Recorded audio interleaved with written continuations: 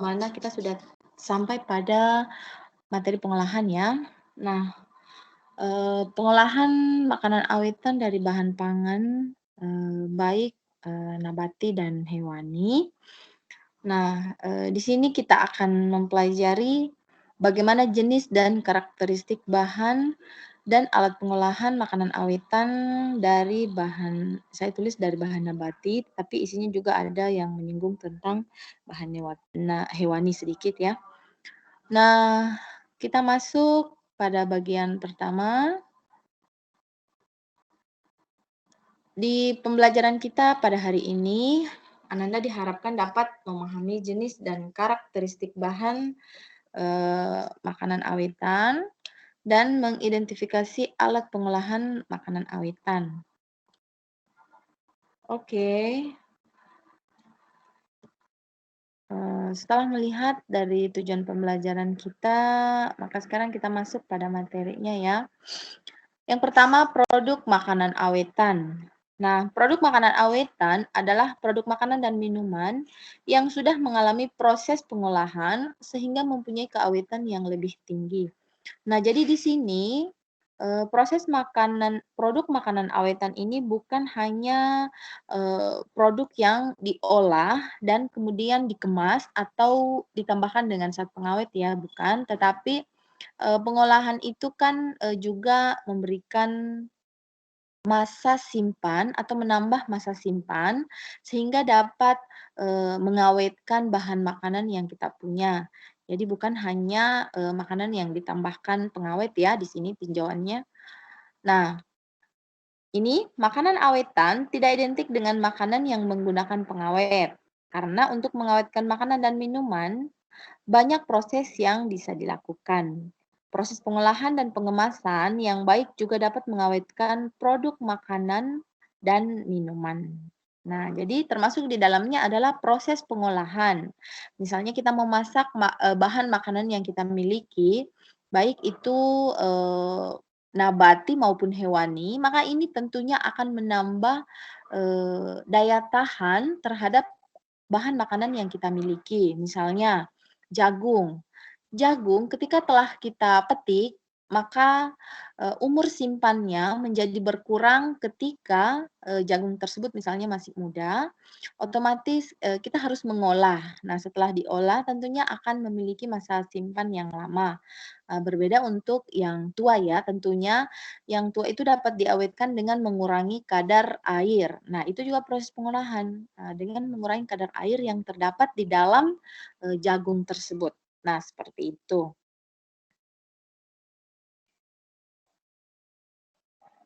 Hal yang harus diperhatikan dalam pengawetan makanan itu ada 4, yaitu yang pertama, bahan yang diawetkan, yang kedua, keadaan bahan, yang ketiga, cara pengawetan bahan, dan yang keempat, daya tarik bahan makanan. Produk makanan awetan, nah ini pengawetan makanan bertujuan untuk meningkatkan daya tahan, baik keadaan fisik maupun unsur kimia di dalamnya sehingga bertahan lebih lama. Nah, baik dari bahan pangan nabati maupun dari pangan hewani. Nah, keduanya ini harus, melewati proses pengawetan ketika kita akan menyimpan bahan makanan yang kita miliki agar bisa bertahan dalam beberapa waktu tertentu. Nah, tentunya, ketahanan dari bahan pangan ini masing-masing memiliki, masa simpan yang berbeda-beda ya, begitu pula dengan tempat penyimpanan. Nah, ini akan saya bahas pada, sesi berikutnya, pada video berikutnya, yaitu mengkhususkan pada pengawetan bahan makanan.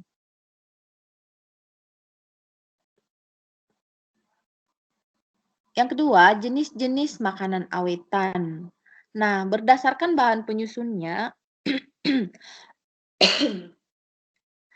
makanan awetan terbagi menjadi 2, yaitu makanan awetan dari bahan pangan hewani. Nah, di sini makanan awetan dari bahan pangan hewani umumnya dibagi menjadi 2, yaitu hewan darat dan hewan laut. Contohnya, eee, ikan ya, kalau misalnya dari hewan air. Nah, kalau dari Hewan darat itu kita bisa melihat juga contoh yang lain. Misalnya sapi. Sapi itu bisa diolah menjadi apa? Bisa diolah menjadi dendeng atau abon dan lain sebagainya. Eee, Makanan awetan dari bahan pangan nabati adalah bahan makanan yang berasal dari berbagai jenis tumbuh-tumbuhan, seperti sayur-sayuran, buah-buahan, umbi-umbian, dan serealia, mulai dari akar, batang, dahan, daun, bunga, buah, dan biji.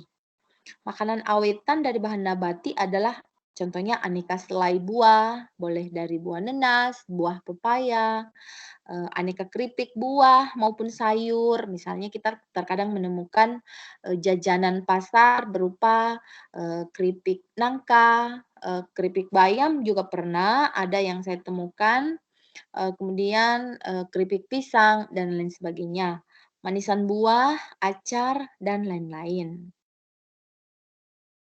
Nah, dari, makanan awetan hewani ini, kalau dari hewan darat, misalnya kita dapat melihat dendeng sapi, abon sapi. Nah, itu banyak, sekarang yang kita temukan telah dikemas, telah dikomersialkan dengan berbagai bentuk kemasan yang menarik.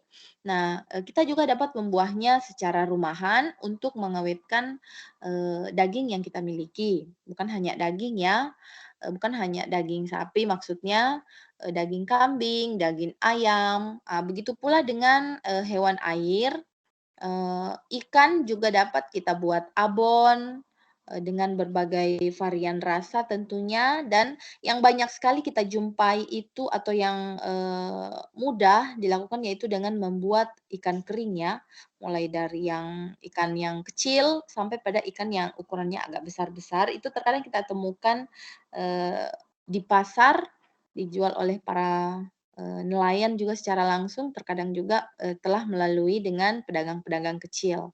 Nah, itu untuk makanan awetan hewani, baik yang berasal dari hewan darat maupun yang berasal dari hewan air. Nah, selanjutnya kita dapat melihat makanan awetan dari, nabati atau tumbuhan ya. Nah, misalnya selai. Yang umum atau yang memang rasanya paling enak itu memang terbuat dari selai nanas ya. Misalnya isian-isian kue kering, kue nastar yang sering kita jumpai, itu berasal dari selai nanas. Tapi bukan hanya nanas saja yang dapat dibuat, sebagai selai, kita juga dapat membuat selai ini dari, pepaya ataupun, yang lainnya ya tentunya. Misalnya sekarang kan banyak sekali selai, dengan varian rasa berbahan dasar coklat.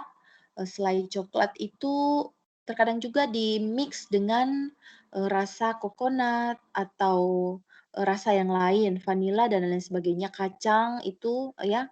Nah, jadi itu yang telah dikomersialkan.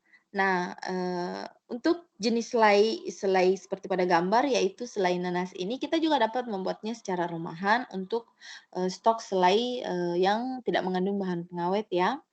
Nah, yang kedua, keripik buah. Ini tadi yang setelah saya sampaikan di awal bahwa keripik buah itu bermacam-macam, ada yang keripik nangka, pernah juga saya melihat keripik apel, pernah juga merasakan ya. Kemudian, keripik sayur, keripik banyak sekali jenis keripik yang sudah dibuat oleh produsen-produsen yang berasal dari, awetan nabati. Oke. Nah, karakteristik dari, nabati dan hewani, bahan pangan nabati dan hewani dapat kita lihat pada beberapa poin berikut. Yang pertama, bahan pangan hewani adalah bahan pangan yang mempunyai waktu penyimpanan lebih singkat dari bahan pangan nabati.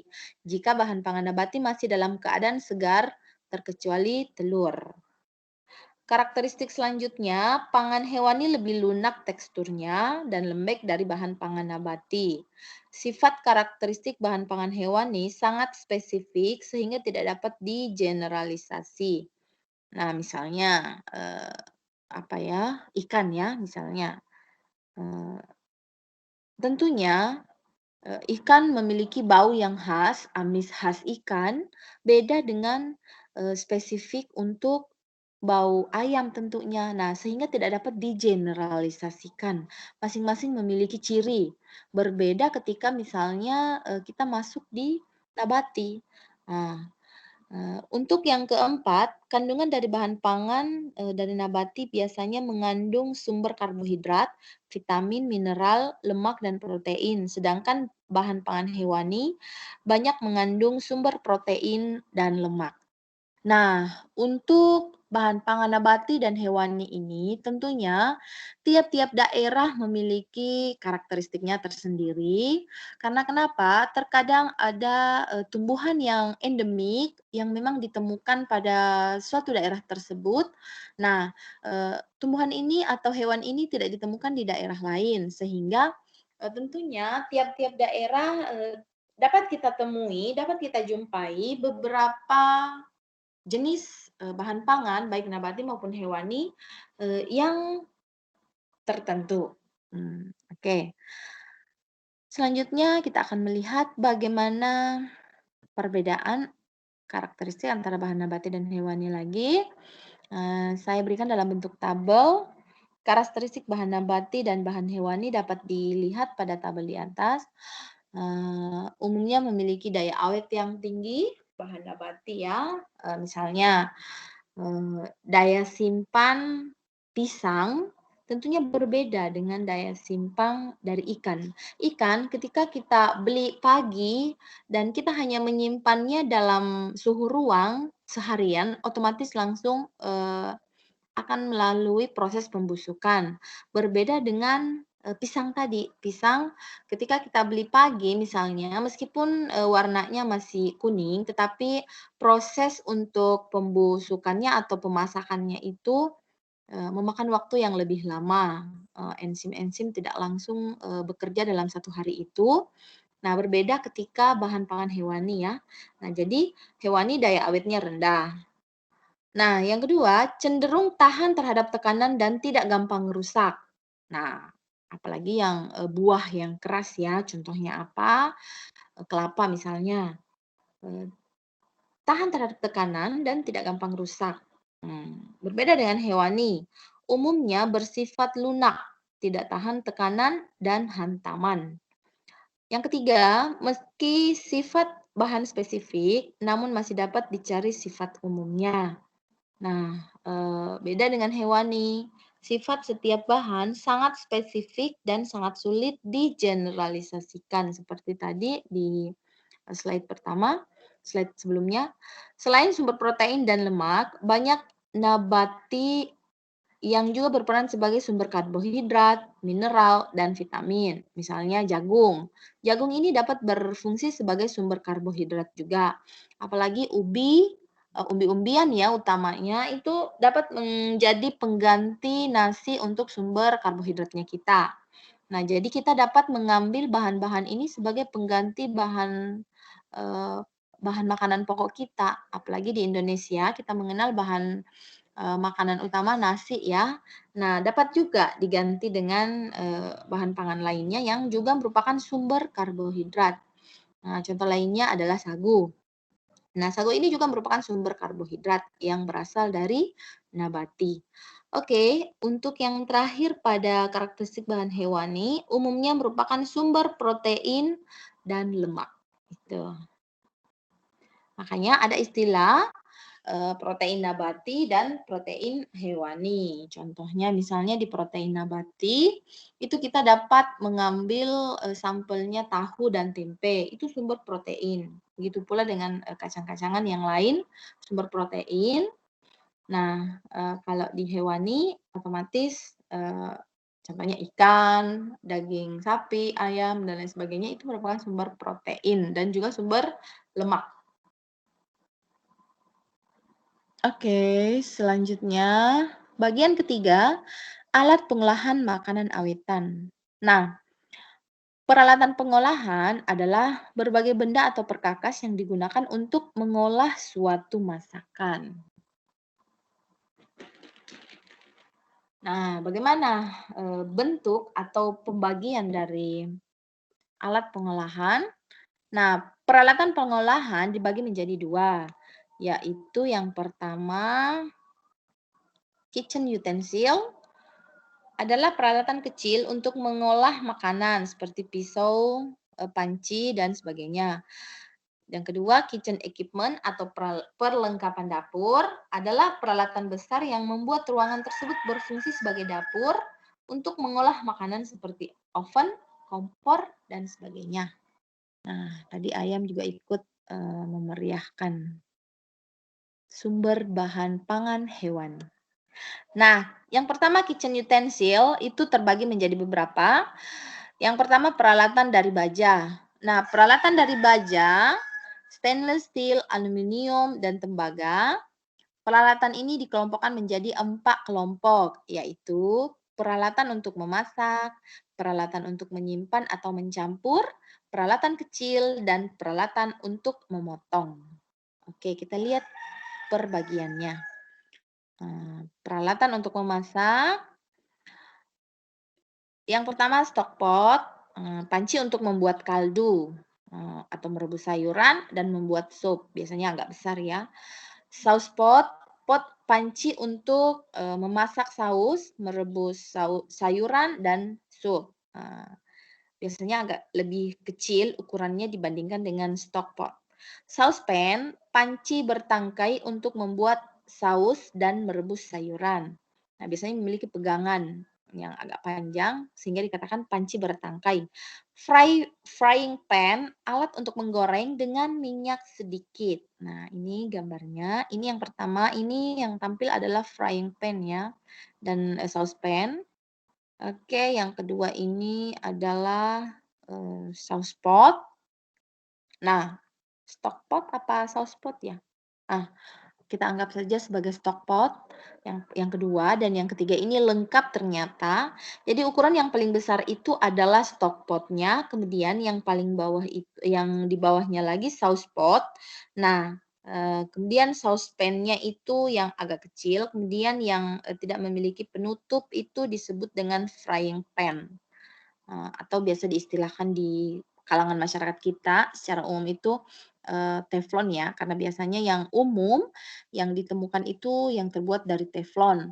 Tapi sesungguhnya lebih aman ketika kita menggunakan bahan dari stainless steel, karena kenapa? Teflon itu ketika tergores maka, zat lapisan teflonnya itu sudah tidak bagus sehingga dia akan bersifat karsinogenik.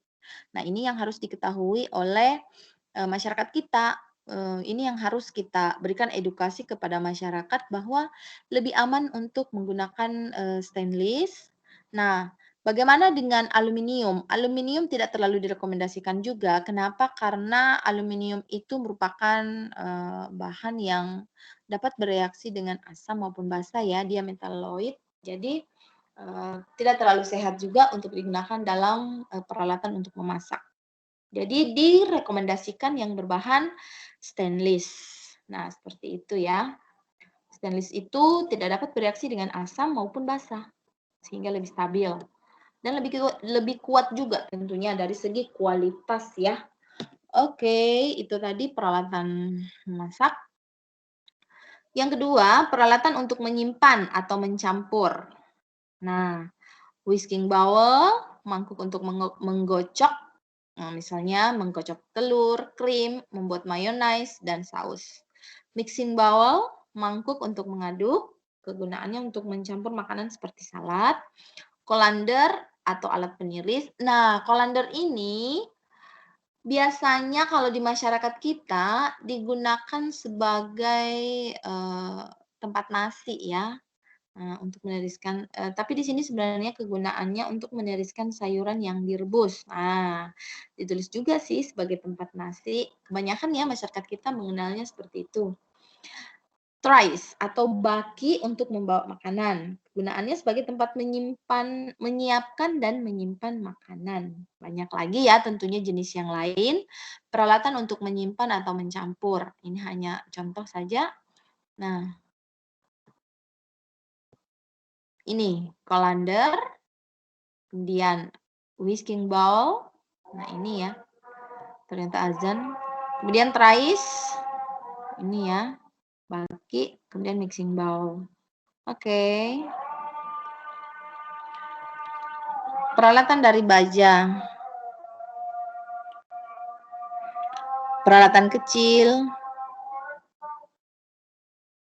Azan ya, saya berhenti dulu.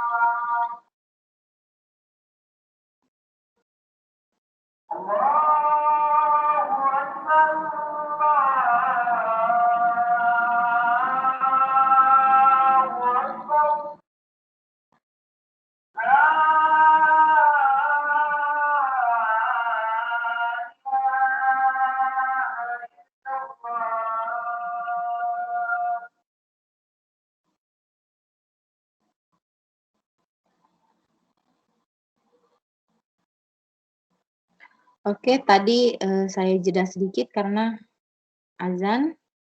Kita lanjutkan. Selanjutnya adalah peralatan kecil. Peralatan kecil, sendok bertangkai panjang, skimmer atau serok, sutil, kocokan telur, dan saringan. Ini ya. Oke. Bagaimana penampakannya? Untuk peralatan memotong, ini yang pertama pengupas sayuran, kemudian sayur apa ya tadi, vegetable knife, pisau sayuran, apalagi parutan dan pisau besar. Nah ini ya, penampilannya masing-masing sudah ada. Pengupas sayur, vegetable knife atau pisau dapur, parutan, dan pisau besar. Oke, selanjutnya kita melihat peralatan dari kayu. Ada ruling, biasanya untuk membuat kue ya. Kemudian cutting board, kemudian spatula, dan mungkin masih ada yang lain juga. Nah, selanjutnya kita melihat lagi bagian ketiga yang terbuat dari karet. Peralatan yang terbuat dari karet, yang pertama plastik spatula, dan yang kedua adalah plastik bowl atau mangkuk plastik. Nah, itu untuk peralatan. Sekarang kita masuk pada perlengkapan dapur. perlengkapan dapur itu terbagi menjadi, 2. Yang pertama peralatan listrik dan gas. Kita lihat, ada kompor, toaster, oven, deep frying, dan mungkin juga masih ada yang lain. Nah, ini kompor ya, toaster atau pembuat roti, pemanggang roti, bukan pembuat roti, pemanggang roti. Kemudian oven, kemudian deep frying, untuk penggorengan ya. Ini untuk penggorengan dengan menggunakan minyak, karena ada juga penggorengan yang tidak menggunakan, banyak minyak. Nah, selanjutnya bagian kedua, peralatan mekanik. Peralatan mekanik adalah peralatan dapur yang menggunakan mesin sendiri sebagai sumber penghasil tenaga atau digerakkan secara manual. Contohnya itu gilingan mie, gilingan daging, dan timbangan. Nah, ini gilingan mie, timbangan, dan gilingan daging. Ini peralatan mekanik ya. Dan sumber tenaganya itu kita gerakkan secara manual. Oke. Nah, ternyata kita sudah berada di akhir slide. Nah, silakan kerjakan soal berikut ini agar Ananda dapat lebih memperkuat pemahaman mengenai materi kita pada hari ini. Nah, ini ya. Yang pertama, jelaskan pengertian dari bahan makanan awetan. Yang kedua, mengapa setiap makanan awetan mempunyai karakteristik berbeda dengan bahan yang digunakan untuk pengolahan makanan. Ketiga, jelaskan kelebihan bahan pangan nabati dibandingkan dengan bahan pangan hewani dalam pengolahan makanan. Keempat, tuliskan contoh minimal 3 makanan awetan dari bahan pangan nabati dan hewani. Yang kelima, jelaskan yang dimaksud dengan alat pengolahan makanan awetan, kategori kitchen equipment. Nah, yang terakhir sekali. Oke, demikian penjelasan mengenai materi prakarya kita pada hari ini berkaitan dengan pengolahan. Semoga bermanfaat. Wabillahi taufik wal hidayah. Wassalamualaikum warahmatullahi wabarakatuh.